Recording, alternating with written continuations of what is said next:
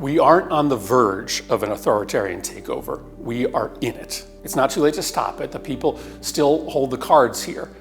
But I worry that our leaders and our citizens just compartmentalize each day. Yesterday's assault on democracy is forgotten as we awake to a new outrage. And so I want to spend just a few minutes spelling out for you Trump's detailed plan to end our democracy so that you see how grave this moment is. Step 1. Convert the judiciary to a political witch hunt operation. Every dictator needs to use the legal system to punish dissent from political opponents and reward illegality from loyalists. That is what's happening here at scale at the Department of Justice. The January 6 rioters pardoned, New York Mayor Adams given immunity for corruption after he pledges allegiance to Trump. Comey indicted, charges being readied against Schiff and James and Soros. The purpose here isn't to lock up every single one of Trump's political opponents. It's to scare people into silence. And there's just no doubt that it's working. There are people who are choosing to stay on the sidelines or to not tell the truth about Trump because they don't want to end up in his legal crosshairs. Step 2, build a state-run media. To end democracy, you just can't have a free press. And so Trump, with help from his allied billionaires, is creating a network of media properties that will spread Trump's story and suppress criticism. Right now, he's using the FCC to bully TV stations into dropping shows that are critical of Trump. And I've been very clear. From the moment that I have become chairman of the FCC, these companies can find ways to change conduct and take action. We can do this the easy way or the hard way. His closest allies just bought CBS and installed a new right-wing head of news. They're on the verge of owning TikTok and CNN too. The billionaire owners of the big social media platforms are increasingly under his thumb as he promises rewards for them if they do his bidding. Step 3, use the military to punish political opposition.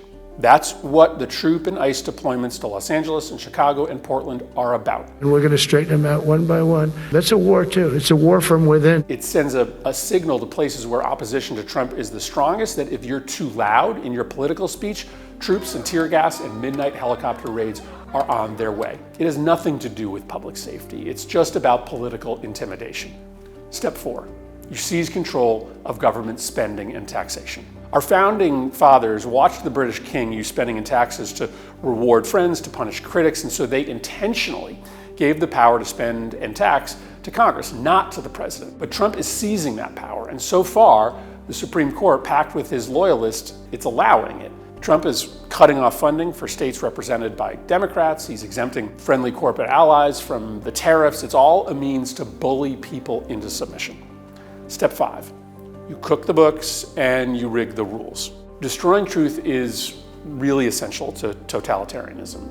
So that's why Trump is banning reporters he doesn't like from the White House. Nobody has the right to go into the Oval Office and ask the President of the United States questions. We reserve the right to decide who gets to go into the Oval Office. That's why he's telling journalists that they can't report on military operations unless they're given explicit permission. That's why he fired the head of labor statistics for telling the truth about the bad economy and installing a loyalist there instead who's just going to issue fake numbers. When the truth dies and the regime rigs all the information, it's really hard for a democracy to survive. And if you can't win elections under the current rules, you just create new rules. That's what Trump is doing. That's why he's changing congressional district lines as we speak, so that even if the majority of people oppose him and his party, his allies, still win elections. You can't see the indictment of Comey or the cancellation of Kimmel or the troops in Chicago as different events. They are all part of the same story, all a result of the implementation of a well-thought-out plan to destroy American democracy and create a new set of rules where Trump and his allies can rule forever. I know it often feels easier to assume the best, not the worst, or to just close the door as the storm descends. But think about how we will feel if this 250-year experiment disappears on our watch and we didn't do all that we could simply because we didn't want to face the hard reality. The authoritarian takeover isn't coming, it's here. But we can mobilize, we can organize, peacefully but forcefully. It's not too late.